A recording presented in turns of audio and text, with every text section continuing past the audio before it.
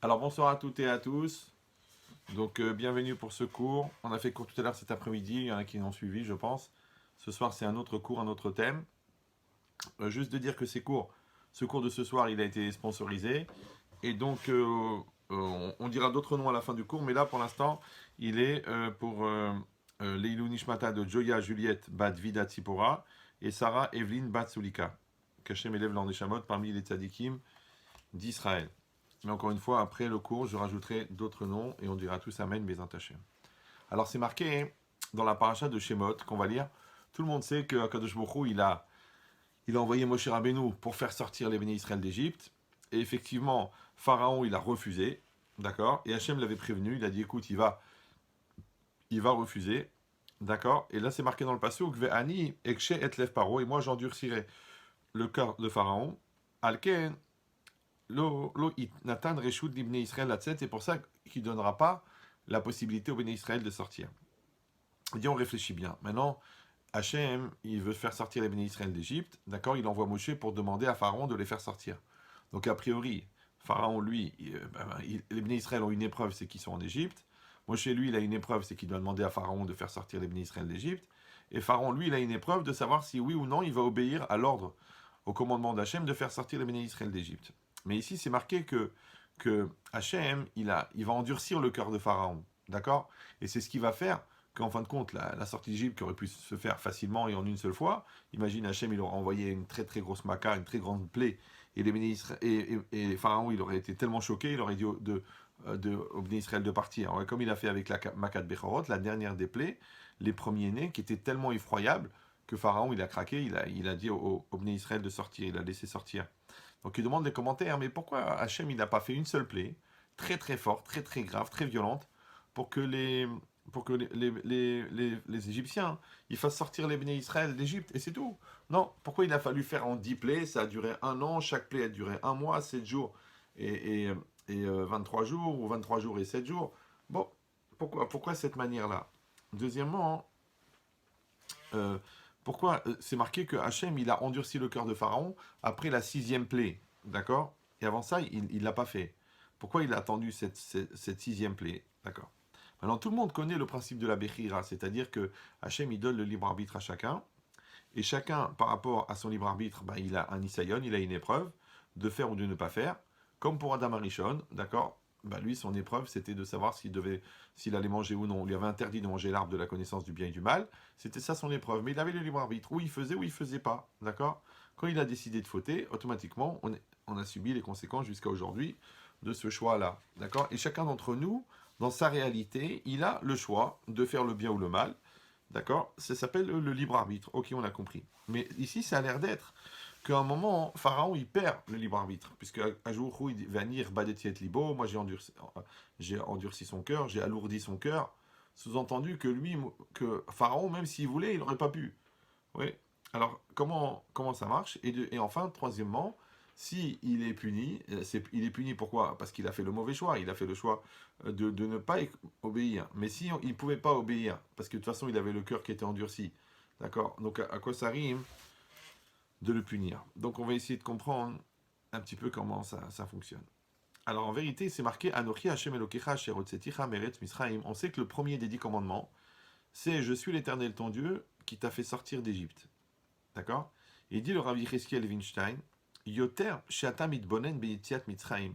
Plus tu vas réfléchir à la sortie d'Égypte, Yoter atamevin she'anochi Hashem Elokecha. Pourquoi c'est marqué Anochi Hashem Elokecha Asher otzeticha meretz Mitzrayim? Moi je suis l'Éternel ton Dieu qui t'a fait sortir qui t'a fait sortir d'Égypte. Sous-entendu qu'il y a un lien entre le fait que Hachem il soit l'Éternel. Il faut bien savoir que c'est le premier des 10 commandements. C'est-à-dire qu'Hachem maintenant il s'adresse au monde pour la première fois de manière objective devant 3 millions de personnes. Parce qu'Hachem, avant, il s'est toujours adressé à des prophètes, à des gens seuls, Abraham, Israël et Jacob. D'accord. Il envoie, il parle dans les oreilles d'Avimelech, ou dans le rêve, ou dans la transe. Mais là, c'est la première fois que les gens réveillés, 3 millions de personnes, ils entendent la voix d'Hachem. Donc c'est la première fois que Hachem intervient objectivement dans la réalité. D'accord. Et il dit quoi? Anochi Hashem Elokecha, je suis l'Éternel ton Dieu. D'accord. Tu vas dire, il y a d'autres dieux, il y a Zeus, il y a le soleil, il y a la lune, il y a les moutons. Non. Anochi Hashem Elokecha, je suis l'Éternel ton Dieu. Mais il rajoute Asher Otseticha Meretz Mitzrayim. Ouais, on a déjà posé plusieurs fois cette question. Il aurait pu dire je suis l'Éternel ton Dieu qui a créé le monde, je suis l'Éternel ton Dieu qui a parlé à Abraham, Isaac et Jacob. Non, il dit directement que je t'ai fait sortir d'Égypte. Donc il y a un rapport entre la sortie d'Égypte, d'accord, le récit de la sortie d'Égypte, les miracles de la sortie d'Égypte, tout l'enseignement qui est lié à la sortie d'Égypte, et le fait que je suis l'Éternel ton Dieu. Ça veut dire que plus tu vas analyser ce qui s'est passé, enseigné par la Torah dans la sortie d'Égypte, et plus tu vas comprendre qu'est-ce que ça veut dire Anochi Hashem et le Kecha, je suis l'Éternel ton Dieu. Alors, et ici, il y a un enseignement majeur, ouais, c'est cet enseignement qui est lié au libre arbitre. Alors, pour comprendre ça, alors il y a un midrash dans Shemot, là-bas, qui dit comme ça. Quand c'est marqué dans le pasuk Ve'anir badeti et lev paro, j'ai endurci le cœur de Pharaon. Alors c'est marqué Amar Rabbi Yochanan mikan pitron pe laminim les morts lo haïta mimeno sheyase tshuva. Rabbi Yochanan il vient, il dit tu vois là de ce pasuk là que c'est marqué que Hachem lui-même il témoigne et il dit et que j'ai endurci le cœur de Pharaon. Alors de là les hérétiques, d'accord, les juifs qui sont contre la Torah, qui sont contre la croyance, ils vont dire que Akshbourou, en fin de compte, il a enlevé la possibilité, d'accord, à Pharaon de faire teshuva, d'accord. Lo haïta mimeno sheya teshuva. Maintenant, nous, on sait que en davar omed bifnei teshuva, il n'y a rien qui tient devant la teshuva, qu'un homme, même le plus rachat de tous les réchaïm, jusqu'à la fin de sa vie, il a fauté, et ben 10 minutes avant de mourir, il peut faire teshuva. Et ici, ça a l'air d'un du tout contraire. Ouais. Alors, dire Rabbi Yochanan, ce pasouk là, c'est un argument pour les hérétiques, d'accord, pour les gens qui vont rejeter la Torah, qui vont rejeter les mitzvot, qui vont rejeter les chachamim, les sages, de dire, ah bah tu vois, il n'a pas eu le libre arbitre. Sous-entendu, nous aussi, on peut fauter, parce qu'on nous a enlevé le libre arbitre. Chez les marques, qui ani irbadeti et libo. Parce que c'est lui-même Hachem qui dit, ani, moi, Hachem, irbadeti, j'ai alourdi son cœur. Sous-entendu, j'ai cassé sa réactivité, j'ai cassé sa sensibilité, et c'est pour ça qu'il a pas laissé les Bnei Israël sortir d'Égypte. Ok. Amarle Rabbi Shimon ben Levi. Il a dit Rabbi Shimon ben Levi, il a dit non. Il a dit comme ça. Isatem piem shel rechaim, qu'elle se ferme la bouche des rechaim. Et là, im la letim ou yalitz. D'accord. Ouais, il dit c'est les gens qui sont dans la moquerie, ouais. Et ben avec eux, il va se moquer. Sous-entendu que Hachem, c'est comme un espèce d'effet miroir. C'est-à-dire que quand toi, tu te moques d'Hachem, Hachem, il se moque de toi. Quand toi, tu te moques de toi, d'accord, alors Hachem, il se moque de toi. C'est-à-dire si tu te mens à toi-même, tant pis pour toi. Tant pis pour toi. Il dit pourquoi Akadosh Baruch Hu matre be'adam pa'amachat sheni ou shlishit. Hachem, il prévient l'homme, ouais, une fois, 2 fois, 3 fois. Ve'no chozerbo. Ouais. Hachem, il envoie des avertissements à la personne. C'est pas qu'il va le fracasser. Non.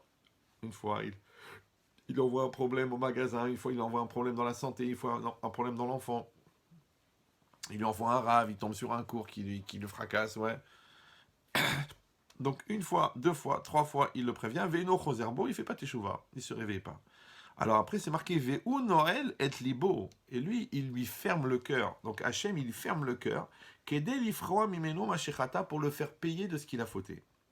Afkar paro, ainsi Pharaon, Aracha, Achar sheshiger akadosh baruch hu chamisha pa'amim, après qu'Hachem, il a envoyé, c'est-à-dire il l'a prévenu, d'accord, 5 fois, Velo ishgiach al devarav, il n'a pas tenu compte de ses paroles. Donc Pharaon, il n'a pas tenu compte des paroles d'Hachem.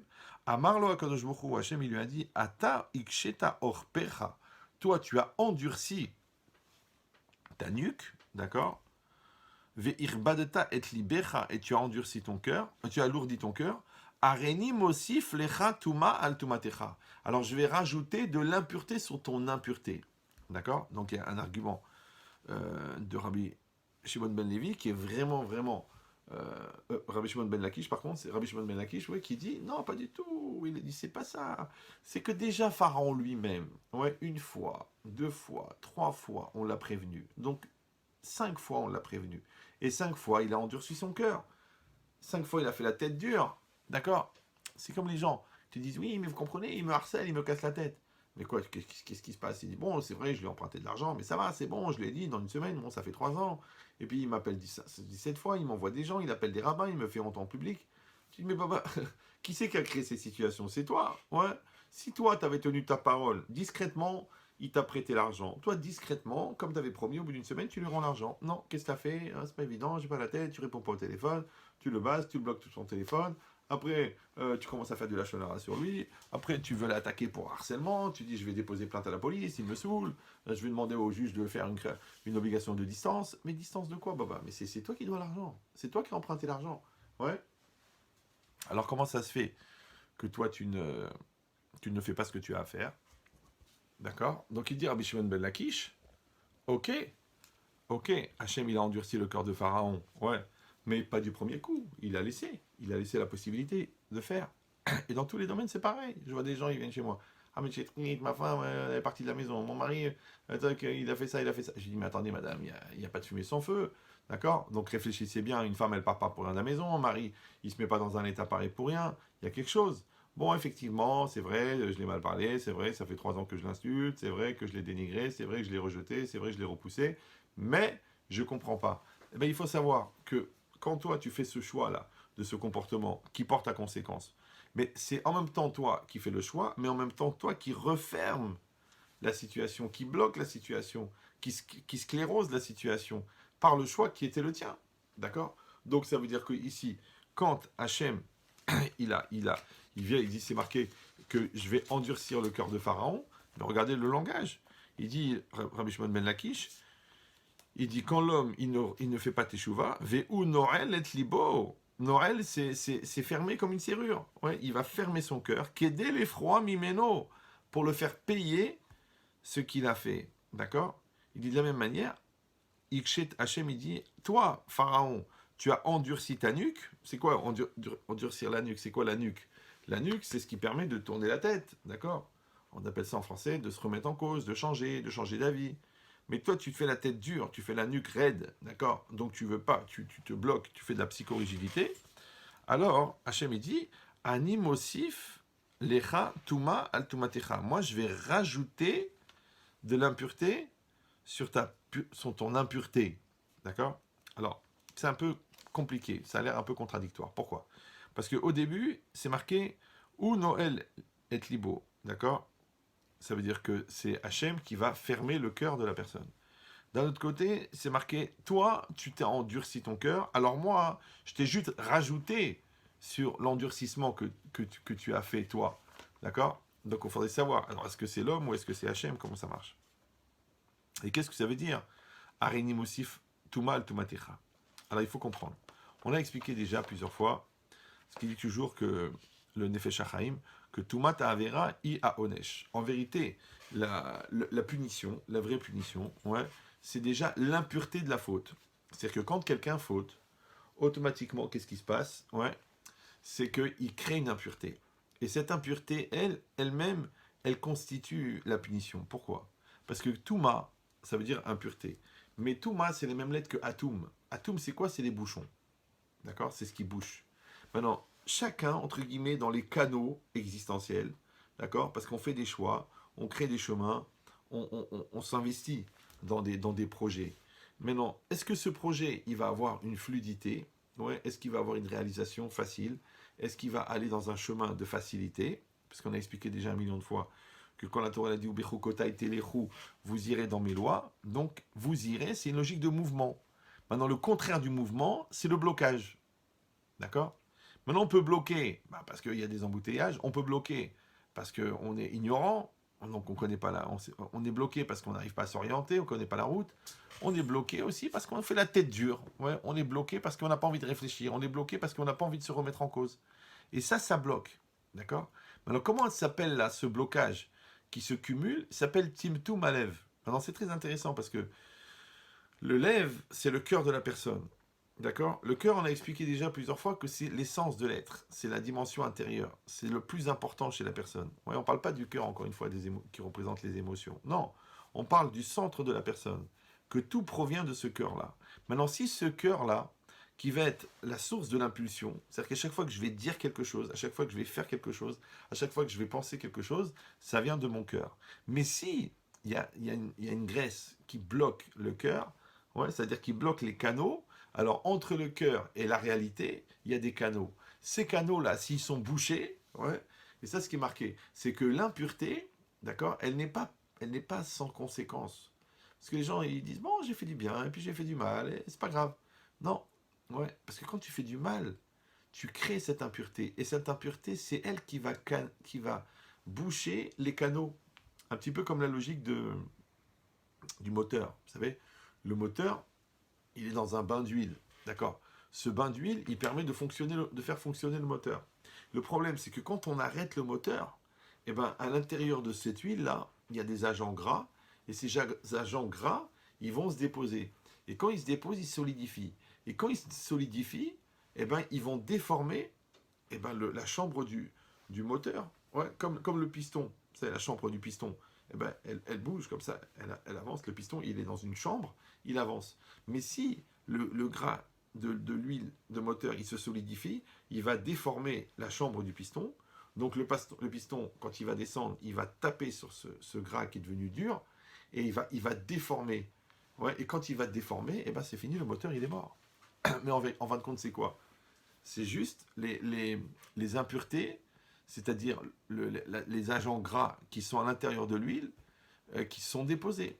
C'est pour ça que quelqu'un qui roule beaucoup, beaucoup, beaucoup, beaucoup, il va moins user son moteur que quelqu'un qui roule moins. Parce qu'il roule et il arrête, il roule et il arrête. Et quand il arrête, le gras se dépose et il déforme, il abîme le moteur.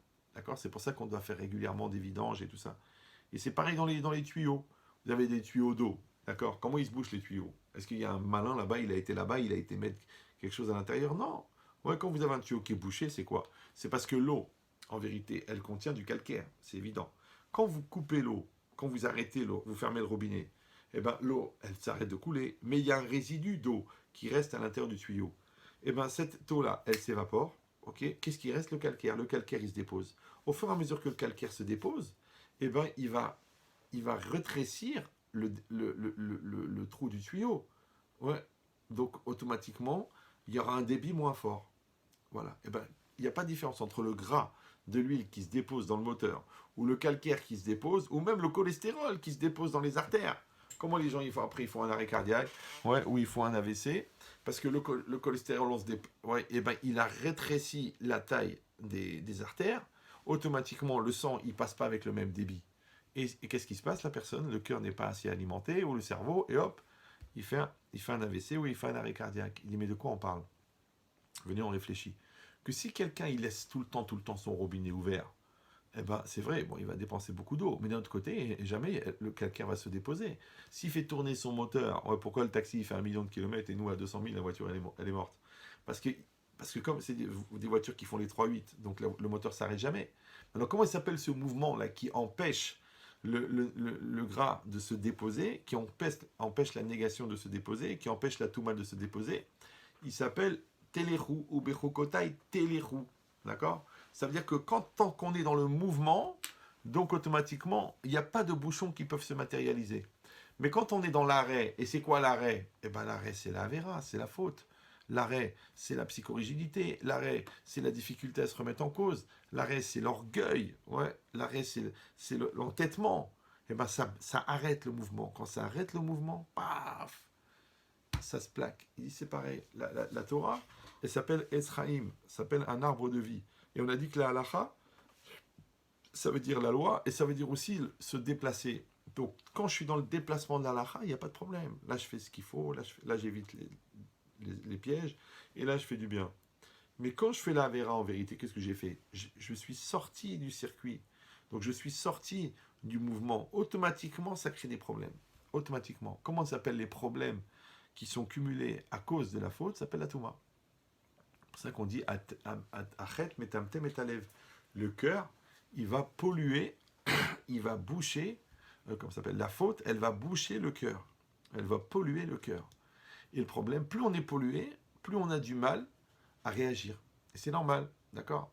Comme quelqu'un qui est jeune, qui est refif, qui est frais, qui est sincère, ouais, après s'il prend des intérêts, puis après il grossit, il devient paresseux, il devient lourd, il a plus de mal à réagir. On lui dit, mais c'est pas bien ce que tu fais, il a du mal. Ouais, pourquoi? Parce qu'il a pris des habitudes, de lourdeur, ouais. On lui dit, ça, il faut se lever le matin, il dit, ah, j'arrive pas, je suis fatigué. Après, il dit, bon, il faut changer. Il dit, non, je suis bien comme je suis, d'accord? Les gens qui sont vieux avant l'âge. Ça veut dire que dans les canaux existentiels, ils ont cumulé, d'accord, des dimensions négatives qui les empêche, en fin de compte, qui les empêche d'être eux-mêmes, qui les empêche de se réaliser, qui les empêche d'être à 100%. Ben, c'est ce qui est marqué ici. Il dit que quand la personne, et c'est ça que souvent on ne comprend pas, c'est que en fait tous nos choix nous engagent, d'accord? C'est-à-dire que quand on fait un bon choix, un choix qui est difficile, un choix qui nous fait faire des efforts, c'est contraignant, mais d'un autre côté, ça nous engage dans une bonne voie. Alors quand on choisit le choix de la facilité, ou le choix de l'embrouille, ou le choix du traloued, ou le choix du mensonge, c'est plus facile au départ, ouais, mais après, on sait qu'après, il faut faire le chemin du retour, il faut réparer les choses, il faut s'excuser, il faut changer. Et c'est difficile. Bah oui, parce que la logique, c'est quoi? C'est que quelqu'un, en fin de compte, si on réfléchit bien, plus quelqu'un est paresseux, plus ça va lui demander de faire des efforts pour réussir. Par contre, quelqu'un, plus il est travailleur, plus il est dans l'effort, plus il est dans la remise en cause, et moins c'est difficile pour lui. Et c'est logique, ouais.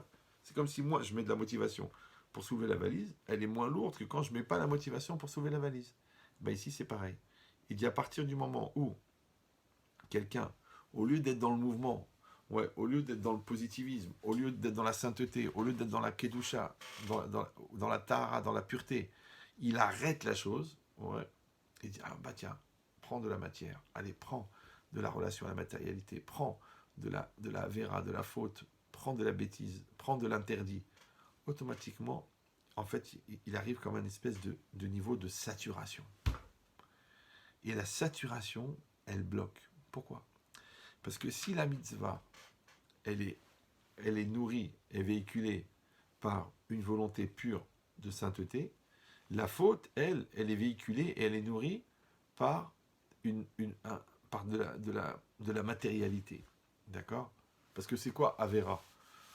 C'est quoi la Torah? Il dit la Torah, il dit le Maharal de Prague, c'est le chemin. D'accord? C'est le chemin qui te permet de traverser. C'est-à-dire, on est dans un monde de matérialité, mais tu peux te déplacer à l'intérieur de ce monde en prenant ce que tu as besoin pour vivre, selon les lois qui sont dictées par la Torah, et sans être piégé par tous les pièges qu'il peut y avoir. Donc quand la Torah elle te dit, voilà comment tu te maries, voilà comment tu as des relations dans le commerce, voilà comment tu fonctionnes avec ta langue, voilà comment tu fonctionnes avec tes pensées. En vérité, la Torah elle te donne le chemin, comment te déplacer à l'intérieur de ce monde matériel, mais sans le subir.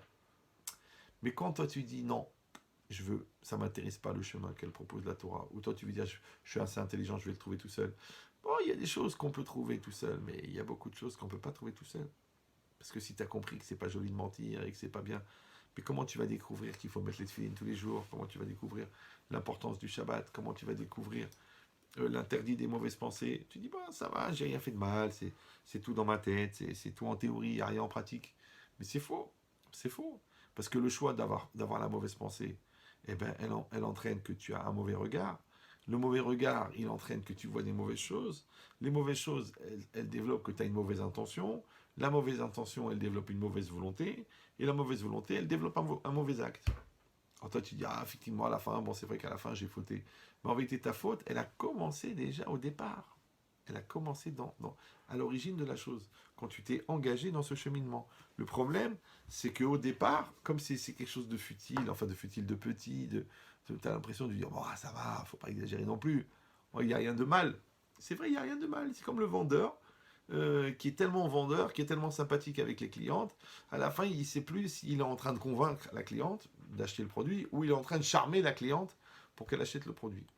D'accord. Mais quand il tombe dans cette logique de charme, et s'il tombe sur une folle qui lui fait un clin d'œil et qui lui dit vous me plaisez beaucoup, est-ce qu'il va réussir à rester dans son rôle professionnel de dire non, non, monsieur, madame, je suis marié, j'ai 4 enfants et je suis là pour vous vendre un produit? Ou alors il va dire peut-être c'est une opportunité. Pareil dans les rapports professionnels. Ouais, on est sympathique, on parle, après on se tutoie, on rigole ensemble, on s'appelle par les prénoms, après on se donne les téléphones perso, et puis après on s'envoie des sextos à 4h du matin, et puis après on se raconte qu'on n'est pas bien dans notre vie de couple, et qu'on est malheureux, ah toi aussi t'es malheureuse, Mina Shamaïm, on s'est rencontrés, t'es mon âme sœur, et viens, on part en week-end tous les deux, et on dit à nos femmes et aux maris qu'on a un stage à Carpentras. Et voilà, on est arrivé dans une Touma Kbera, d'accord, une grosse, grosse Touma, et on comprend pas, et après on appelle le rabbin, Rabbin Chetri, j'ai fait une très très grosse bêtise. Je lui dis, mais JH2, c'est-à-dire jeune Khmar au carré. Ouais.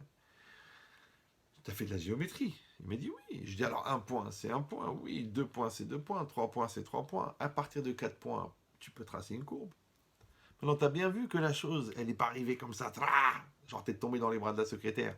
C'est venu petit à petit, petit à petit, petit à petit. Ça se passait mal dans ton couple, et t'étais déçu. Après, tu te demandais si tu l'avais vraiment aimé. Après, tu voyais que les défauts de ta femme. Et puis après, tu as rencontré une secrétaire qui a exactement les qualités que ta femme n'a pas.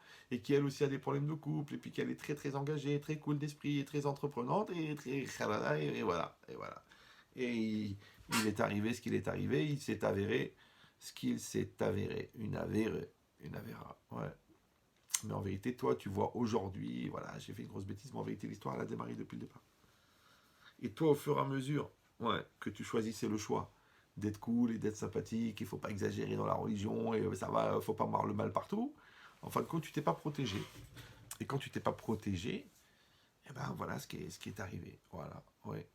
Donc ça veut dire quoi? Ça veut dire qu'en vérité, c'est vrai qu'au départ, on a le choix, ouais, on a le choix de faire ou de pas faire le mal, ouais, mais quand il s'agit de dire de parler ou de ne pas parler, de parler de telle manière ou de telle manière, ou de s'isoler ou de ne pas s'isoler, ou de raconter des choses, ou d'employer un certain ton, ou d'une rigolade, ou faire des allusions bizarres, ou des blagues bizarres, là aussi, il y avait le libre arbitre. Et au fur et à mesure que tu as choisi un chemin, tu as renoncé à l'autre. Parce qu'il y avait un chemin qui te sauvegardait. Il y a un chemin de la loi, il y a un chemin de la lacha, il y a un chemin de la kedusha, il y a un chemin du respect, il y a un chemin de penser à ta femme, ouais, et de penser à tes enfants, de penser à ta kippa, de penser à des téphilines. Et que quand il va monter l'épreuve, eh ben toi, tu seras clair dans ta tête. Et tu sauras ce que tu veux, et tu sauras ce que tu penses. Mais si tu n'es pas capable de garder ta conscience au-dessus de ta tête, de garder ton système de sauvegarde, et ben tu t'es pas rendu compte, mais doucement, doucement, tu t'es éloigné.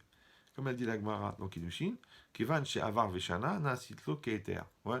Quand quelqu'un il fait une faute et il refait cette faute, d'accord, à nouveau, alors elle est comme une. Nasitlo Keter, elle est pour lui comme une permission. La Gemara dit quoi, Salkadata? Ouais, tu penses vraiment que c'est une permission? La Gemara dit non, Be'enav, à ses yeux, Keter. À ses yeux, il est comme une permission. Ça veut dire quoi? Ça veut dire que la première fois que la personne elle va voler, elle va trembler, elle va paniquer, elle va stresser, elle va angoisser. La deuxième fois, elle va dire oh, écoute, elle va s'organiser, elle va le faire. Et la troisième fois, elle va croire que c'est une mise va te voler. Elle va dire écoute, j'ai faim, j'ai pas de quoi, qu'est-ce que je vais faire? T'es pas content et je te mets un coup de boule. Ouais, et il va voler. Mais comment t'es passé de cette route spa là? Ouais, de voler avec une insolence incroyable, alors qu'à l'époque c'était une gêne, et t'étais tout honteux et tout chnine et tout ça, de dire Chazvé Shalom, allez-nous, comment je vais faire une chose pareille, de voler? Comment t'es passé? C'est ce qu'on a expliqué dans le cours sur l'adaptation. Que étape par étape, tu arrives quelque part. Ouais, et ben c'est exactement pareil. Mais ce que tu n'as pas compris, c'est que chaque mauvais choix, en vérité, il rajoute de l'impureté. Or, l'impureté, c'est comme si elle t'empêche de revenir en arrière. Vous me suivez ou non? C'est comme quand tu fais pas de sport. Quand tu fais pas de sport, tu te rends pas compte, mais tu cumules des toxines dans le corps. Ouais. Le jour où tu veux faire du sport, ouah, ça fait des courbatures partout, ça fait mal. Mais en vérité, c'est quoi cette douleur-là? Eh ben, c'est l'élimination des toxines. D'accord? Comme la teshuva. Quand tu veux faire teshuva, ou tu veux changer dans ta vie, tu veux améliorer quelque chose, tu veux changer un comportement dans ton couple, on te dit, bon, maintenant, il faut plus dire des gros mots. Ah, c'est dur, parce que tu as pris l'habitude. Il faut pas envoyer balader. Oh, c'est difficile, il faut pas charrier la personne quand on est en public, parce qu'elle elle se tape une harchouma de folie. Ouais. Tu dis, mais non, mais c'est pour rigoler. Ok, toi, tu rigoles, mais elle a envie de mourir. Parce qu'une fois, c'est rigolo, deux fois, mais toute la soirée, être en train de la charrier, ou lui en train de se faire charrier de toute la soirée, à la fin, c'est plus supportable. Mais encore une fois, pourquoi tu t'en rends pas compte? Parce que quand tu avances, d'accord, eh ben, il y a un clapet qui se ferme derrière. Ça veut dire que plus tu t'avances dans ton choix, plus le retour devient difficile. Comment on appelle cette difficulté à revenir en arrière? Comment on appelle ce clapet qui se ferme derrière toi, qui t'empêche de revenir? Ça s'appelle la Touma. C'est ça l'impureté. Parce on dit que Touma et Atum, c'est les mêmes lettres. D'accord? C'est comme si on disait que la Touma, l'impureté spirituelle, qui peut se développer à travers la faute, elle a aussi des retombées psychologiques sur la personne qui s'appelle la difficulté à se remettre en cause. Alors c'est ça ce qu'il a dit pour Pharaon. D'accord? Parce que Hachem, il a dit Ve'ani Mosif Lecha Tuma al Tumatecha. Et moi, je vais rajouter de l'impureté sur ton impureté. Ça veut dire que toi déjà, Pharaon, tu as fait le choix. de ne pas laisser les béné Israël partir. C'est toi qui t'es enfermé dans ton orgueil, d'accord, que tu t'es pris, parce que tu t'es pris pour un Dieu, et t'as dit qui c'est Hachem que je serais obligé de l'obéir. Ah bon, qui c'est Hachem? Je vais t'expliquer. Bah, qui c'est Hachem, d'accord? Donc cette dureté-là, cette rigueur dans laquelle tu t'es enfermé, toi, Pharaon, ouais, en vérité, c'est déjà l'impureté première que tu as créée. Donc en fait, Hachem après, il est seulement venu rajouter de l'impureté sur ton impureté. Et dans tous les domaines, c'est pareil. Ici, c'est pareil, le calcaire, si c'est ramassé ici, c'est qu'il y avait déjà quelque chose qui accrochait le calcaire. Peut-être qu'il y avait un accroc dans le métal, il y avait une déformation dans le tuyau de cuivre, ouais, qui a fait que le calcaire, il s'est cumulé là-bas. Ouais, mais il y avait déjà une erreur. C'est pareil, toi, si dans votre couple, vous n'avez pas instauré, par exemple, le respect, qu'il n'y a jamais de gros mots, il n'y a jamais de malaise, il n'y a jamais d'angoisse, jamais de langage qui peuvent mettre l'autre mal à l'aise, et ben vous avez laissé faire des petites choses, et ben les petites elles deviennent des grandes. C'est comme les petits mensonges, un petit mensonge gratuit, après un petit mensonge pour enjoliver, après un petit mensonge soi-disant pour le shalom baït, après un petit mensonge pour pas qu'elle se fasse des soucis, et puis après un gros mensonge pour l'adultère. Tu dis mais c'est pas possible, mais comment on a pu en arriver là, chérie? Mais enfin on est des gens sérieux, on est des gens honnêtes, on est des gens bien. Oui, oui, oui, on est bien, mais on n'est pas vigilant. Vous savez, Ayrton Senna, c'est un coureur automobile extraordinaire. Mais finalement, si vous faites le calcul, il a raté qu'un virage. C'est que le gars, sur 20 ans de carrière, il a pris des millions de virages. Il est mort de quoi? De un virage. Il a raté un virage. Ben, c'est exactement pareil dans la vie. La vie, en fait, on est des coureurs automobiles. Donc, on est obligé d'être vigilant. Comment tu parles à tes enfants? Comment tu parles à ton conjoint? Comment tu parles à tes clients? Ouais, qu'est-ce que tu mets dans ta tête? Qu'est-ce que tu mets dans ta bouche? Qu'est-ce que tu mets dans tes actes? On doit être vigilant. Si on ne le fait pas, d'accord? Donc on a choisi un autre chemin, le chemin de la négligence. Mais dans la négligence, vous savez, en hébreu, pshia, ouais, la racine c'est péchinaïn, c'est pochéa, pécha, pshia, c'est la négligence. Mais pochéa, c'est le fauteur. Pécha, c'est une faute, d'accord? Alors pourquoi la faute, le mot pécha qui est la faute, ils ont la même racine que le mot pshia, qui veut dire négligence. Eh bien, on a compris pourquoi. Parce qu'en fait, c'est quoi la négligence? C'est le manque de vigilance. Eh bien, c'est quoi la faute? C'est le manque de vigilance. Donc, ça veut dire que quelqu'un, il ne se rend pas compte que dans les choix qu'on fait, en fin de compte, on va dans une certaine direction. Et que cette direction, plus elle va, plus elle nous entraîne. Ça s'appelle en français que tous mes choix m'engagent. Les bons choix ou les mauvais choix. Maintenant, les gens, ils croient que, ok, ils sont pas sur la bonne voie, ok, ils sont pas très sérieux, ok, mais ça va, ils gardent le libre arbitre, ils font ce qu'ils veulent, t'en fais pas, ils savent très bien ce qu'ils font, t'en fais pas, ils sont conscients, t'en fais pas, ils savent que c'est interdit, t'en fais pas, ils connaissent, ils ont leur base, et t'en fais pas, ils sont éduqués, t'en fais pas, leur grand-père, il était rabbin là-bas à Marrakech, ouais, tu crois, toi, ouais, tu crois, mais le problème, c'est pas qu'est-ce que tu crois, le problème, c'est qu'est-ce que tu fais, le problème, c'est ce que tu vis, et toi, tu vois que chaque jour, ton choix, il t'emmène quelque part. Maintenant, comme on a dit en géométrie, normalement, tu dois être capable de te rendre compte de ce que tu fais au moment où tu le fais, mais aussi de te rendre compte comment cet acte-là, il rentre dans une courbe. Ouais. Alors, tu sais ce que tu fais? Prolonge la courbe, prolonge la droite. Regarde où elle va. Rappelez, en classe, en géométrie, le prof, il disait, voilà, les points A, point B, point C, point E, point D, il nous donnait, et nous, on devait tracer la courbe. Et ben, toi, est-ce que tu traces la courbe de ta vie? Est-ce que tu traces la courbe de ton couple? Est-ce que tu traces la courbe de ton moral? Pour voir si c'est une courbe qui est ascendante, parce que tu es en train d'évoluer, tu es en train de grandir, ou le contraire, Hasvé Shalom, c'est une courbe qui est descendante.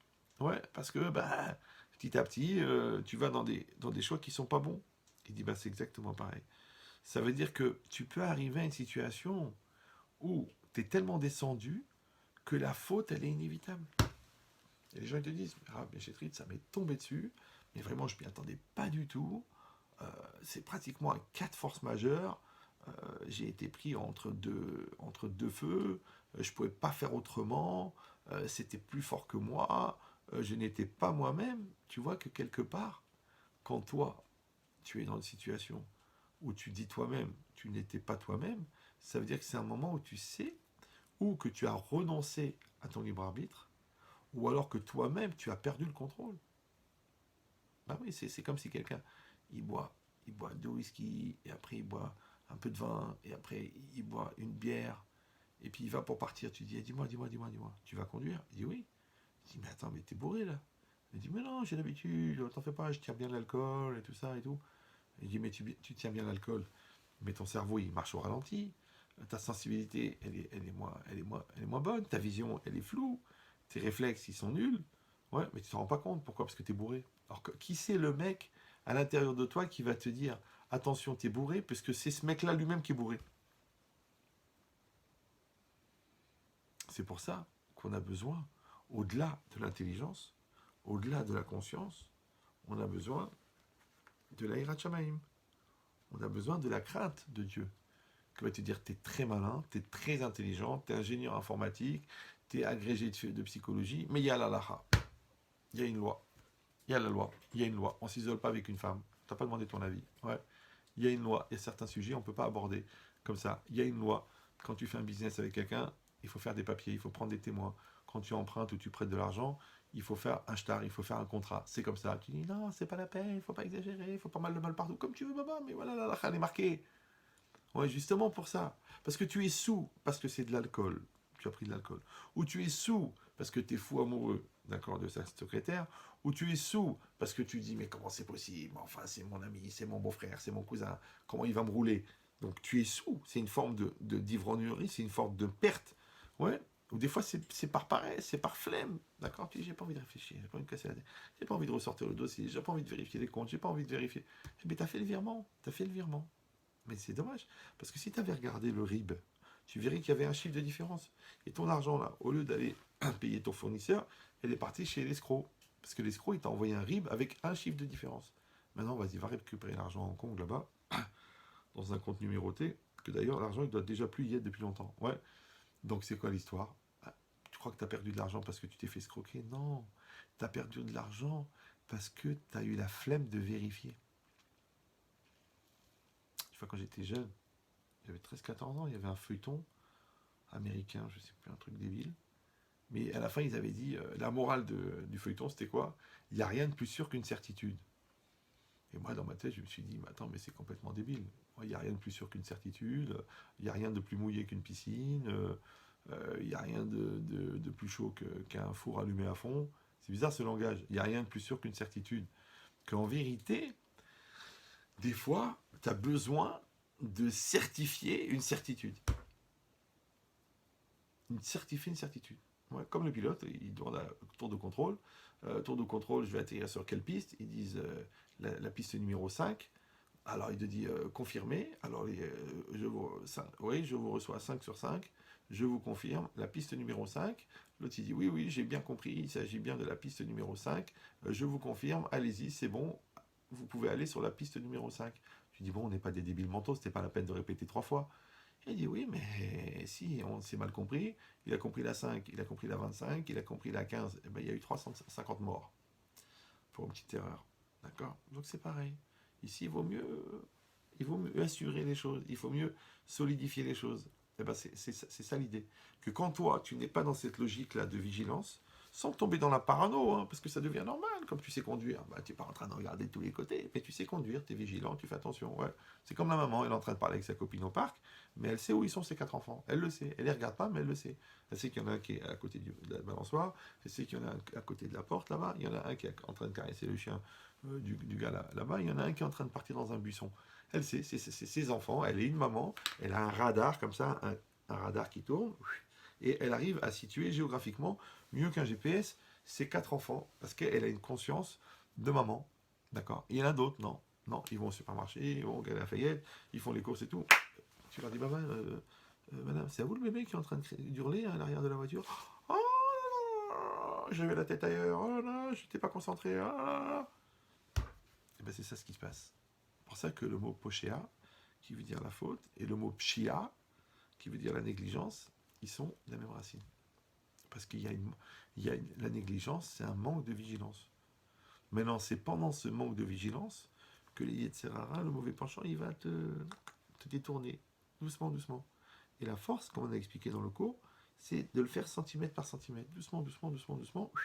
Tu te détournes. Alors tu peux me dire, mais comment une fusée qui devait partir sur la Lune, elle arrivait sur Jupiter? Parce que dans l'espace, quand tu te décales d'un degré, et ben, avec la distance, ça devient 120 degrés. Et après, tu te retrouves sur une autre planète. Alors c'est pareil. Maintenant, le problème, c'est que plus quelqu'un il augmente dans l'âge, plus quelqu'un il augmente dans la maturité, plus quelqu'un il augmente dans la responsabilité, et plus son Yetzirara il grandit en même temps. Ça on dit Kol Agadol Michavero, Itzro Godalimeno. Ouais, plus quelqu'un il est grand, il est plus grand que son ami, plus son Yetzirara il est fort. D'accord? Donc qu'est-ce qui s'est passé? C'est que Pharaon, lui, eh ben, il a vu des miracles. D'accord? Donc c'est vrai qu'il s'est entêté, c'est vrai qu'il a dit non, c'est vrai qu'il a dit c'est pas possible. Mais en même temps, ben, il a vu le miracle. D'accord? Donc il a vu le miracle du sang. Il a vu que toute l'eau d'Égypte, elle est devenue en sang. Donc d'un côté, ça l'a choqué. Ok. D'un autre côté, ça lui a aussi prouvé que Dieu, il fait ce qu'il veut, où il veut, quand il veut. D'accord? Après, il a vu la deuxième plaie, ouais, les grenouilles. Après, il a vu la troisième, la quatrième. Donc d'un côté, c'est vrai que ça lui a mis sur la tête, mais d'un autre côté, ça lui a aussi augmenté sa imuna. Ouais, parce que la première, il a dit, bon, les sorciers, ils font la même chose. La deuxième, ils font la même chose. La troisième, après, les sorciers, ils n'arrivaient plus à faire la même chose. Ils n'arrivaient pas. Ouais, pourquoi? Parce que eux, qu'est-ce qu'ils faisaient? Ils prenaient les forces de la Touma, les forces de l'impureté, et par la sorcellerie, ils arrivaient à reproduire à peu près les mêmes miracles. Mais quand, après, ils n'arrivaient plus, ouais, parce qu'ils ont dit Kiyad Elohim, ils ont dit ça, c'est la main d'Hachem, on ne peut rien faire. Pourquoi? Parce qu'en vérité, la force des sorciers, c'est sur la matière. La matière, elle contient des forces. Dans ces forces-là, il y a des forces de Touma, des forces de Tahara, des forces de pureté, des forces d'impureté. Maintenant, eux, ils ont, par des incantations, par des phrases, par des mots, ils ont des capacités d'utiliser, de manipuler les forces de l'impureté pour faire à la matière ce qu'ils veulent. Ah, mais quand ils sont arrivés à la limite de leur capacité, ouais. Donc le pharaon, il se tournait vers les Égyptiens, il disait ah, c'est n'importe quoi ce miracle. Ben vous faites la même chose. Quand les Égyptiens, les sorciers, ils ont dit on n'arrive pas à faire la même chose. Ouais, comme on dit en français, il faut se rendre à l'évidence. On n'est pas capable. Ouais. Qui yad Elohim, ça c'est la main d'Hachem. Qui etzba Elohim, ou ça c'est le doigt d'Hachem. Ça veut dire qu'Hachem, ouais, il a mis en place des choses où de plus en plus, c'est impossible de nier que c'est Hachem qui fait ça. D'ailleurs, c'est comme ça qu'on dit que les miracles de la sortie d'Égypte, eux-mêmes, ils enlèvent le libre arbitre. Bah oui, parce que quand tu vois que toutes les eaux d'Égypte, elles sont devenues en sang. Ouais. Alors au début, ils ont dit oui, parce que la terre, elle est rouge, alors elle est tombée, ça a mélangé, ça fait une couleur de sang. Non, non, t'as pas compris. C'est pas qu'elle avait la couleur du sang, l'eau. C'est qu'elle avait le goût du sang. Tu prenais, ça sentait le sang. Ça avait le goût du sang. Après, tous les poissons qui étaient dedans, ils sont morts. Pourquoi ils sont morts? Ben, parce que c'était du sang. C'était pas, si c'était de l'eau boueuse, ils auraient survécu. Les poissons, ils sont morts. Après, l'eau, elle est pas sortie seulement c'est pas que l'eau qui était dans le fleuve, elle est devenue en sang. Même l'eau qui était dans les citernes, elle est devenue en sang. Même l'eau qui était dans les cruches, elle est devenue en sang. Même l'eau qui était dans les verres, elle est devenue en sang. D'accord? Et après, comment ils se sont aussi enrichis les bénis Israël? Parce que quand un béni Israël il buvait de l'eau, elle restait de l'eau. Et quand un Égyptien il buvait de l'eau, elle devenait du sang. D'accord? Donc maintenant on est deux là, toi et moi, l'Égyptien et moi. On a un tonneau, il y a de l'eau. Moi je prends, c'est de l'eau. Toi tu prends de l'eau, c'est du sang. Alors qu'est-ce qu'ils faisaient? Ils ont dit, bah tu sais quoi, on va boire les deux dans la même assiette. Moi je prenais une paille et j'aspirais, et dans la paille, dans l'assiette, il y avait de l'eau. Quand moi j'aspire de l'eau, quand toi t'aspires du sang. Sauf quand tu payes. Quand ils payaient aux Égyptiens, ouais, l'Égyptien est payé au Béné Israël, il disait, voilà, je te paye. Ok, à ce moment-là, l'eau elle restait de l'eau. C'est comme ça qu'ils disent qu'ils se sont enrichis aussi. D'accord? Maintenant, quand quelqu'un il voit ça, ils disent que même les poutres, elles sortaient du sang, parce que l'humidité qu'il y avait dans le bois. Même les pierres, elles sortaient du sang. Même les lits, ils étaient remplis de sang. Donc au bout d'un moment, moi ça me faisait rigoler, je sais pas, il y a 10 ou 20 ans, ils avaient sorti un Science et Vie, hors série, d'accord, et ils avaient voulu expliquer genre les miracles de la sortie d'Égypte, les plaies, avec des explications scientifiques. Mais ça fait de la peine. Ça fait de la peine. Bah oui, parce que Parce que tout l'enseignement de la sortie d'Égypte, justement, c'est le fait que c'est des miracles qui étaient indéniables, que tu ne pouvais pas remettre en cause. D'accord? Donc à quoi ça rime de vouloir rabaisser ça à une lecture rationnelle. D'accord? Genre, la mer s'est ouverte parce qu'il y a eu un raz-de-marée, ou là, il y a eu un soulèvement de la terre à cet endroit-là. Mais elle s'est ouverte en douce, baba. Et il y a des arbres fruitiers qui ont poussé sur le chemin. Ouais. Ah, tu dis oui, mais c'est écrit dans le Midrash. Ah bah après, c'est une question d'Emouna. Ouais, si ton arrière-grand-mère, elle te dit voilà comment ça s'est passé à l'époque, et toi tu dis non, elle est vieille, elle radote. Ah, c'est comme tu veux. Ou non. Parce que maintenant, si t'es pas sûr que la Torah elle est vraie, alors qui t'a dit que ta mère c'est ta mère? Ton père, je pose même pas la question, mais ta mère. Qui a dit que ta mère c'est ta mère? Peut-être ta mère, elle est rentrée dans une clinique, elle t'a volé, et après de petit à petit, mon chéri, mon fils, mon fils, mon fils, mais c'est pas ta mère. Et là-bas, tu as confiance que ta mère, c'est ta mère. Ouais. Ben nous, on a confiance que la Torah, elle a été transmise à nos parents, qui ont reçu des grands-parents et grands-parents, toutes les générations jusqu'au don de la Torah. D'accord? C'est pour ça que la transmission, c'est tellement important. Et tu verras que tous les gens qui sont sceptiques, qui se posent des questions, qui disent oui, c'est marqué, qui a dit que c'est vrai, c'est deux choses. Numéro un, c'est des ignorants, parce qu'ils n'ont jamais vraiment étudié les textes. Et numéro deux, c'est parce qu'ils ont un intérêt à penser comme ça. Vous me suivez? Ouais. Parce que celui qui est déjà dans la nourriture pas cachère, celui qui a ouvert le magasin le samedi, celui qui a déjà épousé la fille d'en face, donc comment lui il va commencer à réfléchir, est-ce que c'est permis ou interdit, puisque de toute façon il est déjà dedans. Voilà, voilà, voilà. Ils appellent ça de l'objectivité intellectuelle, rationnelle et cartésienne. Ouais. Elle est cartésienne jusqu'il a écarté la vérité, quoi, c'est tout. Ouais. Et donc c'est exactement pareil. Ça veut dire quoi? Ça veut dire que quand Pharaon il a vu un miracle, il a vu deux miracles, il a vu trois miracles, il a vu 10 miracles, il a vu 20 miracles. En vérité, quelque part, en voyant ces miracles, d'accord, son libre arbitre, il commence à s'effriter. Bah oui, parce que si au départ, on va dire, par exemple, tu dis Dieu existe, Dieu il n'existe pas, ok. Mais quand tu as un premier miracle, bah, tu es plus obligé de penser que Dieu existe. Quand tu as un deuxième miracle, tu es encore plus obligé de penser que Dieu existe. Mais à la fin, si tout est miraculeux, tu auras du mal à imaginer que Dieu n'existe pas, parce que c'est trop gros.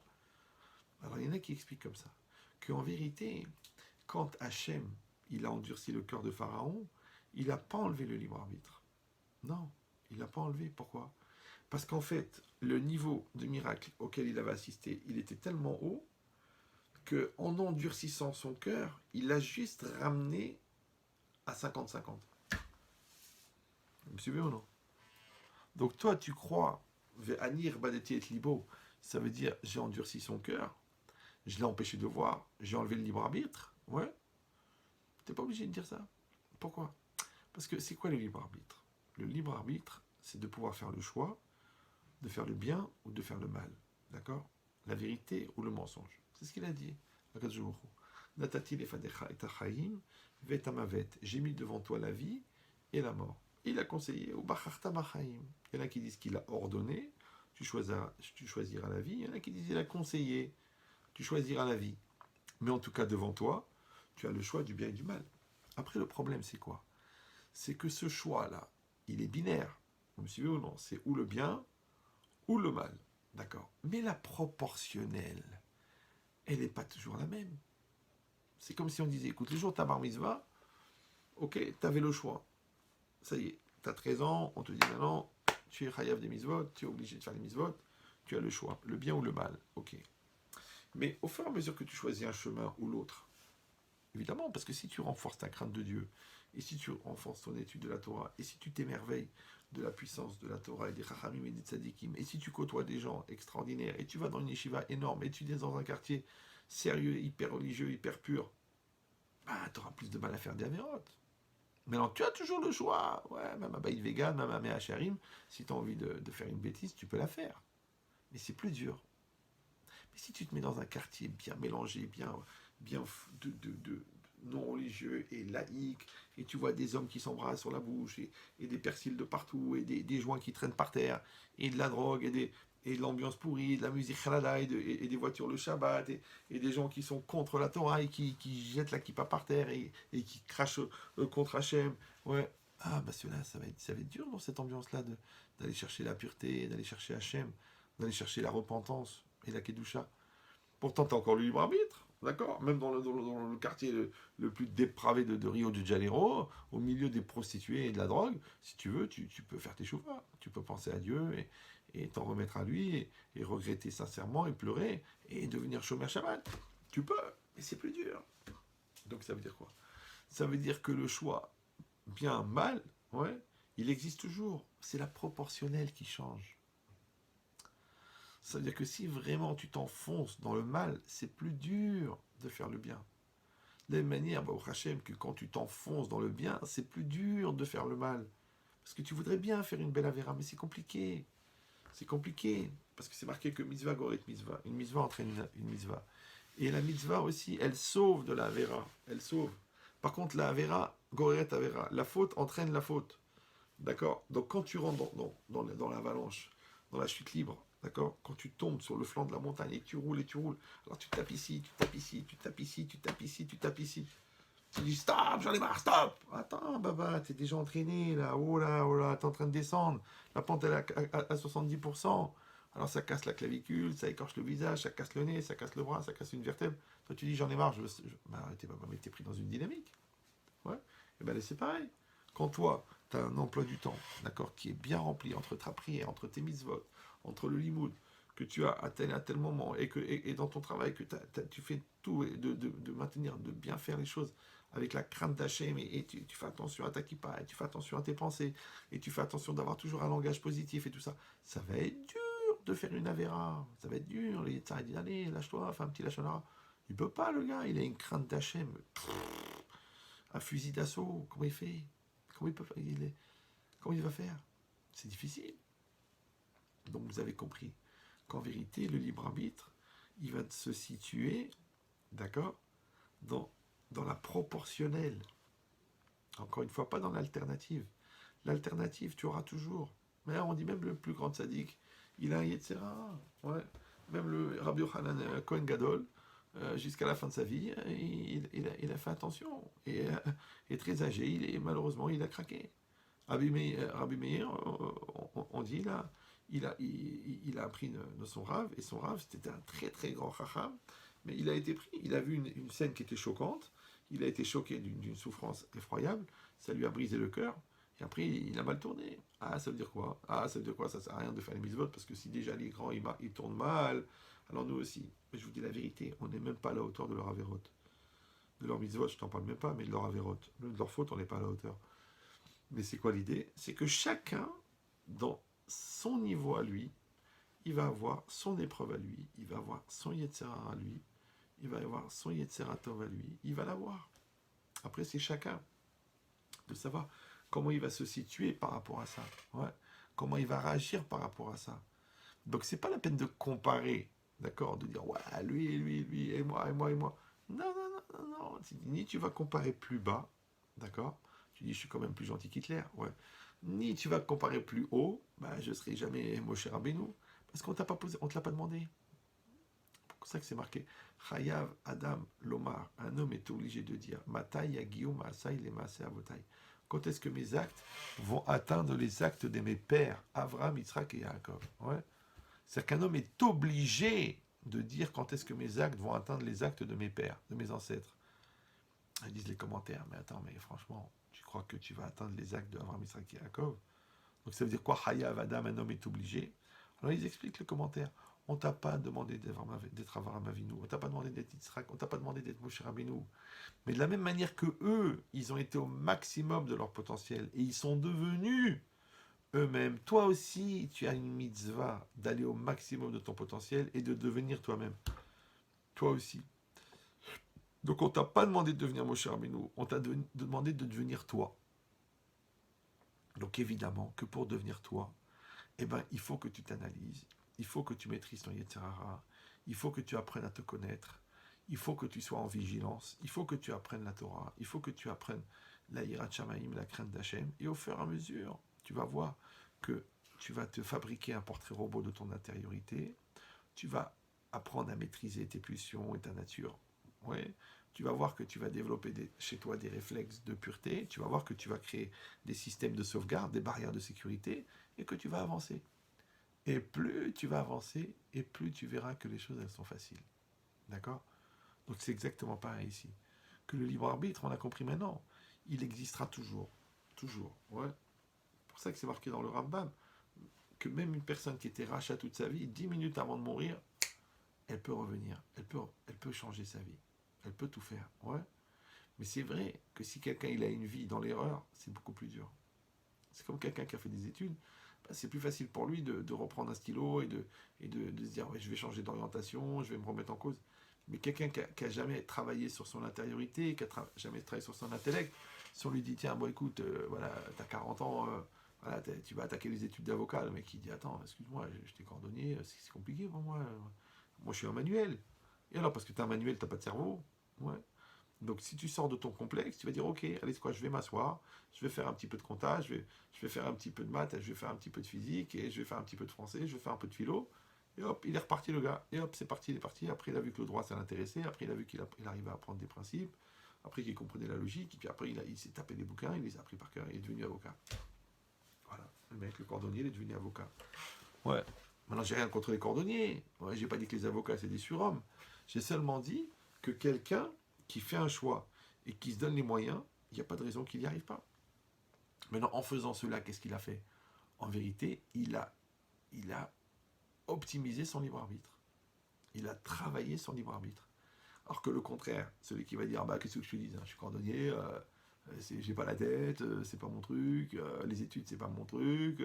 Mais si je te mets un pistolet sur la tête, si je te dis la vie de ta famille, elle en dépend, tu vas pas la prendre par cœur, le code pénal, tu vas le faire. Le code civil, deux mouches, tu vas le faire.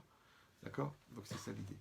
L'idée, c'est qu'en fin de compte, on a quelque chose devant nous qui est très très fort, ouais, qui s'appelle le Teva, qui s'appelle la nature, qui s'appelle la réalité, qui s'appelle la conjoncture, qui s'appelle le choix familial, qui s'appelle le contexte familial. C'est vrai. Mais est-ce qu'on est condamné par ça? D'accord? Donc avant de se demander si le bon Dieu il enlève le libre arbitre, il faut d'abord se demander si nous-mêmes, on ne se condamne pas et on ne s'enlève pas notre propre libre arbitre. C'est pour ça qu'il dit le Even Ezra, Zederechateva. Ouais. Ça, c'est le chemin de la nature, c'est le chemin naturel. Chez Adam, mitkaché libo, qu'un homme, il endurcit son cœur. Et là, chez Yesh beyada Adam, l'idgaber à la teva, à l'idée de vekut bakadjbourou. Ouais, qu'un homme, il peut se renforcer et sublimer sa nature par le fait qu'il va se coller avec Akadosh Baruch Hu. D'accord? Et c'est ça la question. C'est est-ce qu'on est obligé de subir sa nature ou est-ce qu'on peut dépasser sa nature? On dit oui, c'est une question de volonté, c'est une question. Mais la Torah, elle va plus loin. Elle te dit, ça suffit pas la volonté. Parce qu'avec la volonté, tu montes et tu redescends, tu montes et tu redescends. Il dit non, il faut que tu te colles à Akadosh Baruch Hu. Pourquoi? Parce qu'en vérité, Akadosh Baruch Hu, il est la source de la vie. Donc il est la source de la réalité. Donc il est aussi la source de la nature. Donc quand toi, tu vas te coller à la source, tu vas pas subir la nature. Puisque elle-même, la nature, elle est entre les mains d'Hachem. C'est Hachem qui fixe la nature. C'est pour ça qu'on a vu des gens qui ont changé de nature complètement. Ouais, changé. Quand la Torah elle dit que le radin il va devenir généreux, que l'héros il va devenir calme, que le gars qui comprend rien il va devenir intelligent. Ouais, mais comment tu vas faire? Le mec il n'a pas les neurones, il a une tête lente, il n'arrive pas à développer, il n'arrive pas à assimiler, il n'arrive pas à analyser. Et comment, à force de prière, à force de pleurs, de prière, de pleurs, de prière, de pleurs, il est devenu un chacham. Tu dis, mais quelle puissance! Le mec, il a 74 ordinateurs dans la tête. Il a une vitesse de calcul. Il connaît toutes les références. Mais comment c'est possible? La nature, c'est pas la nature. C'est connu. Il y a un rave, maintenant, il est vivant en Israël, il est jeune. Vous le voyez, il fait des démonstrations de Gemara, de Talmud, de Pilpoul. Il amène des centaines et des centaines de références. Il n'a pas de livre devant lui. Il connaît tout par cœur. Ah, comment il a fait? Ah, bah depuis qu'il était petit, déjà à 3 ans, il a appris la Gemara, il a appris la Mishnah, il a appris le Chumash. Non, non, non, non, non, il n'était pas religieux. Il n'était pas religieux. Il était loin, il ne connaissait rien. Ignorant total. Un jour, sa mère, elle a attrapé Shalom, la maladie, le cancer. Ouais. Qu'est-ce qu'il a fait, lui? Il n'était pas très religieux. Il est rentré dans une pièce, il a dit, je ne sortirai pas de cette pièce tant que ma mère ne sera pas sortie de la maladie. Il a pris les livres avec lui, il a dit amenez-moi des marottes, et il a commencé à étudier, il a étudié, les livres, 8 heures, 9 heures, 10 heures, 12 heures, 15 heures par jour. Il est resté comme ça là-bas, je ne sais pas combien d'années, et sa mère, elle est sortie de son cancer, elle n'avait plus rien. Et lui, il est sorti un chacham qui connaît tout par cœur. Alors vous allez me dire, alors quoi? Ça veut dire quoi? Ça veut dire que c'est du donnant-donnant. Mais arrête, abruti, des arguments à deux balles. Parce que quoi? Parce que c'est le côté traumatisant, que la mère, elle était malade. Mais quand ce gars-là, il est devenu un grand chirurgien, quand celui-là, il est devenu un grand médecin spécialisé dans le sida, et qu'il a fait 14 ans de médecine, tu crois que c'est parce que sa mère, elle était malade? Non, parce qu'il avait une motivation très forte. Pendant celui-là, il avait une motivation de sauver sa mère. Celui-là, il avait une motivation de trouver un vaccin pour les maladies. Celui-là, il avait une motivation de soulager la douleur des gens. Celui-là, il avait une motivation d'aider les autres. Chacun, il va trouver sa motivation. Si la Torah, elle t'a dit que si ta motivation, elle est la plus motivée des motivations, c'est-à-dire le lien directement avec la source de la motivation, avec Hachem, donc tu n'es plus soumis à la nature. Tu n'es plus. Voilà. Ça veut dire quoi? Ça veut dire qu'en vérité, le vrai libre arbitre, c'est la religion. Exactement le contraire. Les gens, ils croient que si tu es dans la religion, tu as perdu le libre arbitre. Eux, ils veulent absolument maintenir leur libre arbitre. D'accord? C'est qu'ils ne sont pas religieux. Ils te disent, moi, si je veux, je faute. Après, ils avancent un peu dans la religion, mais ils disent, je veux pouvoir fauter. Donc, ils font toujours une religion à mi-chemin, une religion à moitié-moitié, une religion à truc. Ils disent, je mange cachère, mais je mange pas je mange pas cachère quand je suis avec mes amis. D'accord? Je fais ça, mais je fais ça aussi, je fais ça, et je fais Shabbat, sauf exception, et je fais Yom Tov, mais pas le deuxième jour. Ils croient qu'ils gardent le libre arbitre. En vérité, c'est l'inverse. En vérité, ils étaient des Réchaïm, ils sont restés des Réchaïm, il n'y a rien qu'à changer. Mais non, parce que le libre arbitre, il a été donné pour que tu y renonces. Il n'a pas été donné pour que tu le conserves. Vous me suivez ou... Maintenant, tu vas garder ton libre arbitre, mais c'est la proportion qui va changer. Pour ça, je donne toujours cet exemple. C'est comme si un gars, il se marie, il aime sa femme et tout, il se marie. Il sort de la choupa tous les deux. Ma chérie, mon cœur, ma vie, j'ai juste une question à te poser. Tu m'aimes, tu m'aimes. Toi aussi, tu m'aimes. Oui, je t'aime. Est-ce que tu seras fidèle? Alors, la fille, elle réfléchit. Après, la elle demande à son khatan, et toi, est-ce que tu seras fidèle? Il dit objectivement, je vais te dire la vérité, s'il y a une belle opportunité qui se présente, et que c'est vraiment une bombe atomique, c'est probable que je vais fauter. La femme, elle dit, mais je comprends pas. Tu te maries avec moi, et tu me dis qu'il y a une potentialité que tu me trompes. Elle a dit oui. Pourquoi? C'est le libre arbitre. Je garde le libre arbitre. Elle dit non, chérie, t'as pas compris. Le libre arbitre, c'était de choisir entre toutes les femmes qui existaient et de m'épouser à moi. Alors que tu m'as épousé à moi, les autres femmes, elles deviennent des troncs d'arbres. Mais si toi, tu dis non, quand même, faut rester objectif, elles sont mignonnes, pourquoi pas, et puis tu sais, tu vas vieillir, je risque de te attirer, et si ça m'arrive de temps en temps de craquer, c'est humain, bien sûr, c'est presque animal, ouais. Donc, t'as pas compris. Donc, ça veut dire qu'en vérité, le libre arbitre, il a été créé pour que tu y renonces. Donc, je t'ai choisi toi, et toutes les autres femmes, je les regarde plus. Je te choisis toi, et les autres hommes, ils m'intéressent pas. Maintenant, je me consacre à ma famille, je suis obligé de le faire au détriment des autres. Tu dis non, non, moi je m'occupe des autres au détriment de ma famille. Toi, tu t'es couru dans les priorités, toi. D'accord? Donc c'est exactement pareil. C'est que quand tu vas augmenter ton étude de la Torah, que tu vas comprendre l'importance des choses, tu vas comprendre la gravité des choses, il y a des bêtises que tu peux plus faire. Tu dis, ah ben si, je l'ai fait quand même. Mais c'est comme si tu es un idiot, d'accord? Et tu rentres dans. Et tu es un ignorant de l'énergie atomique et tu rentres dans une centrale nucléaire, tu vas faire des grosses erreurs. Mais quand tu es ingénieur atomique et tu connais la gravité des choses et tu sais l'impact que ça peut avoir de faire n'importe quoi avec les boutons, tu fais attention. Ah, tu dis alors donc j'ai perdu le libre arbitre alors. Maintenant que je suis devenu un spécialiste, maintenant que je vais éviter une explosion nucléaire en gérant les dosages, ah, j'ai perdu mon libre arbitre. Le libre arbitre, c'est de rester un débile. Le libre arbitre, c'est de provoquer des catastrophes naturelles. Non, le libre arbitre, c'est fait pour y renoncer. Et c'est vrai. Parce que plus tu t'améliores, par exemple, c'est comme les gens qui développent la logique. Ils n'arrivent pas à être illogiques. Les gens qui sont raisonnables, ils n'arrivent pas à délirer. Tu dis, oh, quand même, il faut délirer un petit peu. Mais regarde l'inverse, le mec qui délire toute la journée, quand tu lui dis, bon, viens, il faut être raisonnable. Il dit, je peux pas. Raisonnable, c'est raison, c'est cerveau. Il dit, j'ai pas de cerveau, moi.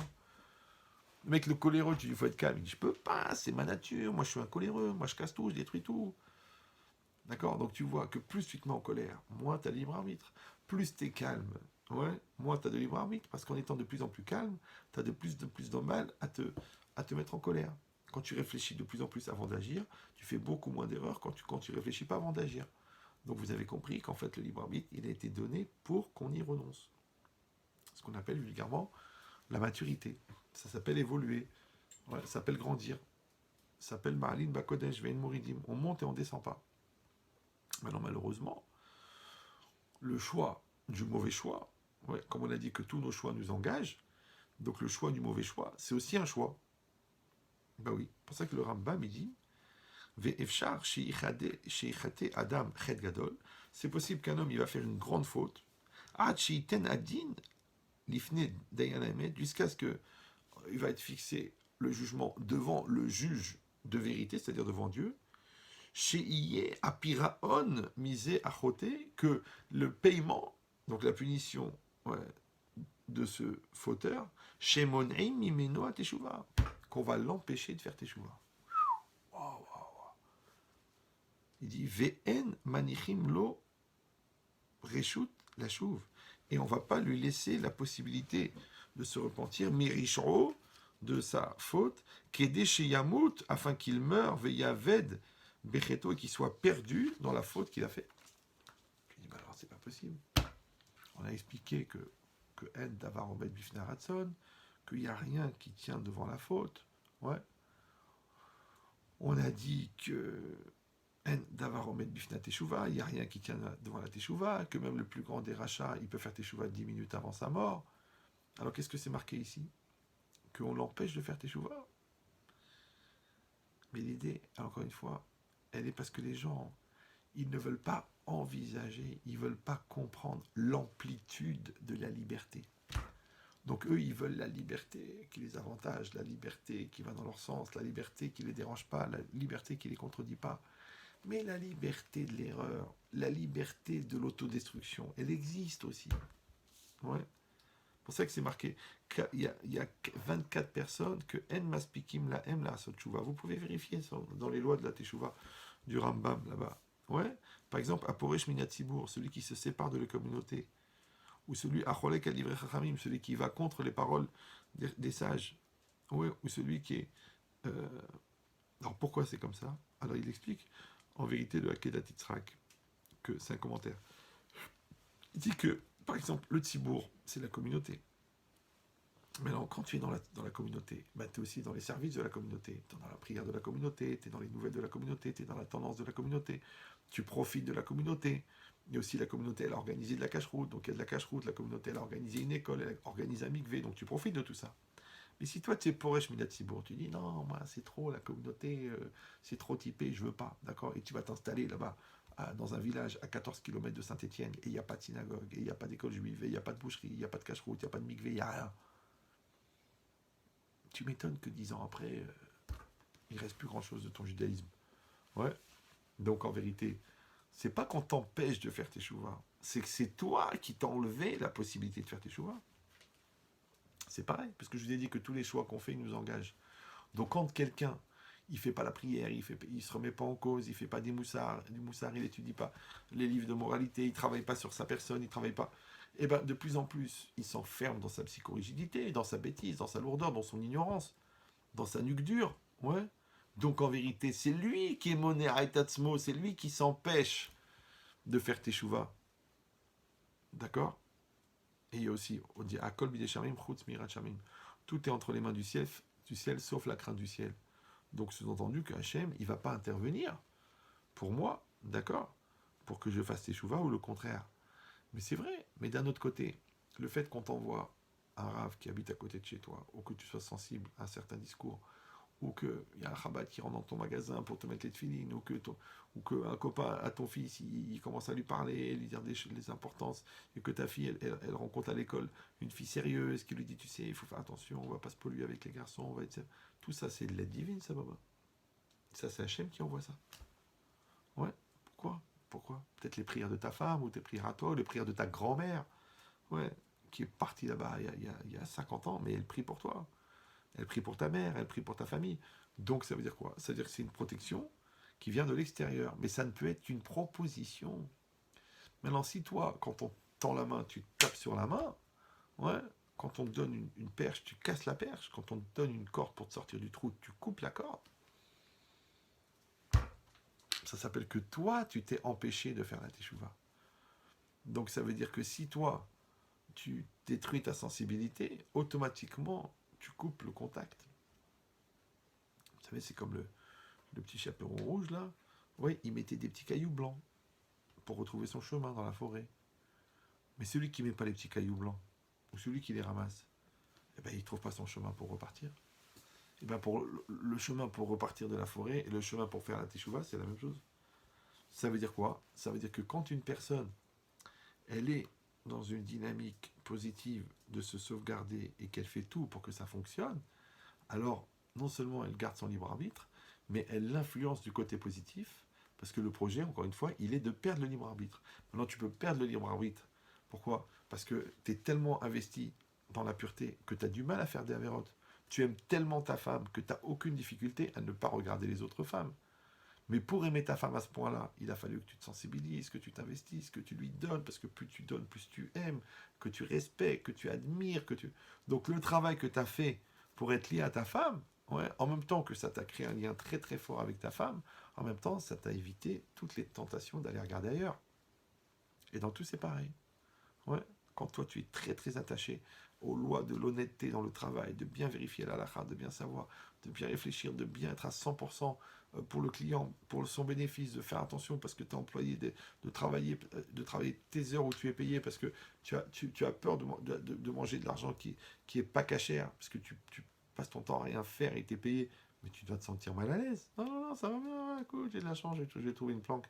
Mais tu n'as pas compris, quand tu travailles et quand tu payes et que tu ne travailles pas, c'est pas de l'argent béni, ça. Donc c'est toi qui devras avoir le recul de dire, oh, il faut que je fasse attention, comment je peux optimiser, comment je peux développer, comment je peux faire pour justifier, pour légitimer le salaire. Alors quand tu fais ça, tu n'as pas la tentation de voler ou de tricher. Pourquoi? Parce que tu es tellement occupé à faire le bien. Ouais. Donc tu as 90% de bien, même si tu as une possibilité de faire le mal. Mais comme il reste 10%, 2%, 1%.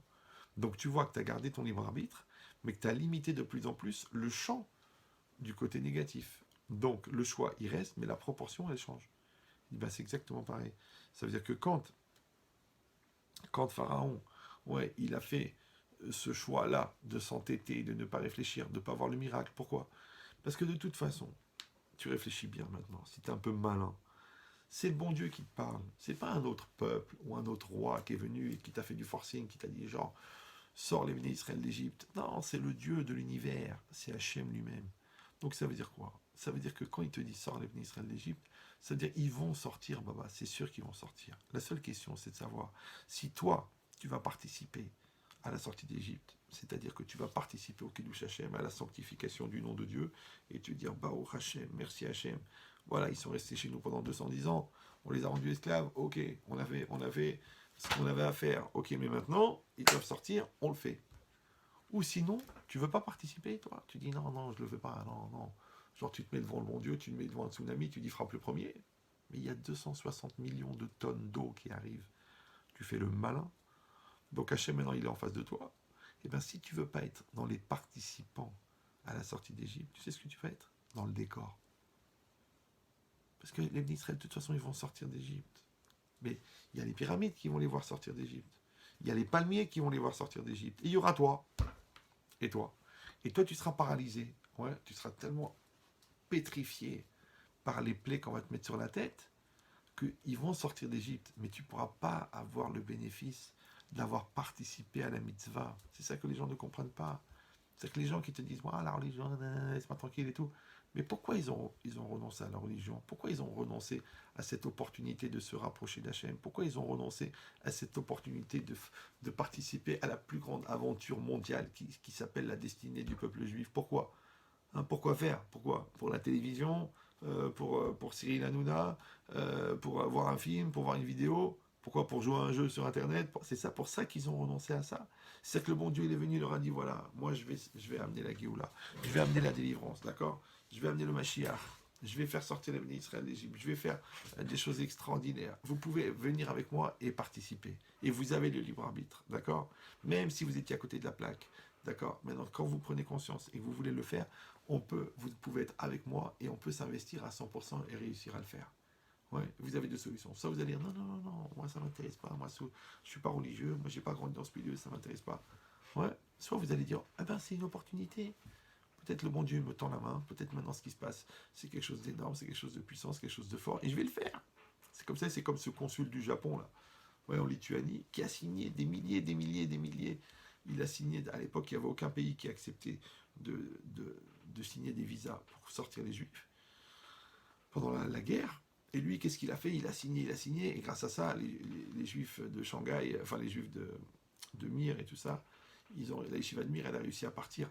Elle a été sauvée. Mais combien de centaines de rabbinim ils sont sortis de ces élèves? Et combien de dizaines de milliers d'élèves ils sont sortis de ces élèves? Vous vous rendez compte que Raphaël Shmulevitz, d'accord, un des auteurs que je cite souvent dans les cours, Rav Yehucham de Mir, c'est des gens qui ont été sauvés, en fin de compte, par un consul japonais, non juif, qui a compris qu'il avait cette opportunité de sauver des juifs. Et grâce à ça, on a les plus grands penseurs du judaïsme d'après la guerre qui ont été sauvés grâce à ça, parmi ceux-là. Donc ça veut dire quoi? Ça veut dire que c'est une opportunité. C'est une opportunité. Il y a des opportunités qui se présentent. Ouais. Et des fois tu les prends, des fois tu les prends pas. Maintenant, quand tu les prends, ça veut dire que l'histoire, elle va se faire. Mais toi, tu peux participer en tant que partenaire de l'histoire. Où tu dis non, non, non. Je suis pas dans le coup, je suis pas religieux, ça me saoule, ça me prend la tête, je sais pas que ça à faire, je suis occupé, je dois regarder la vache et le prisonnier pour la 100e fois. Alors t'as pas compris, l'histoire, elle va se faire. Les bénis Israël, ils vont sortir d'Égypte. Le miracle, il va arriver. Israël, il va être sauvé. T'en fais pas. Mashiach, il va venir. Le problème, c'est est-ce que toi, tu vas participer ou toi, tu seras pétrifié dans le décor, ouais, et tu pourras pas bouger. Et dans ta tête, tu diras, oh là là, je crois que j'ai raté un truc sérieux là. Ouais, et ça va passer devant toi, comme ça. Chut. Qu'est-ce qui est passé avec Pharaon? Hachem, il lui a proposé 5 fois de participer à cette sanctification du nom d'Hachem extraordinaire, de participer à faire sortir les bénis Israël d'Égypte afin qu'ils reçoivent la Torah et qu'on justifie l'existence du monde par le don de la Torah et qu'ensuite ils puissent rentrer en Eretz Israël. Hachem, il a proposé à Pharaon, il n'a pas voulu. Eh bien, tant pis pour lui. Eux, ils vont sortir d'Égypte et lui, il va rester puni pour l'éternité. Voilà. Donc, Razak Baruch, merci d'avoir suivi ce cours. Donc, je rappelle que ce cours, il est sponsorisé et que vous avez la possibilité, si vous voulez aussi le faire, de sponsoriser un cours en m'écrivant à mon adresse mail ravyehia, RAVYEHIA, @hotmail.com, et je vous expliquerai les dates qui sont disponibles et les conditions pour pouvoir le faire. Et ça sera un mérite pour, si vous voulez le faire pour quelqu'un, pour la santé, pour la famille, ou à l'élévation de l'âme. Donc ce cours-là, spécialement, il était dédié pour l'élévation de l'âme de Joya Juliette Bat Vida Tzipora et de Sarah Evelyn Bat Solika, Kachem élève l'or des Shamot parmi les Tzadikim Israël. Mais je vais me permettre aussi de rajouter un certain nombre de noms, et je vous demande s'il vous plaît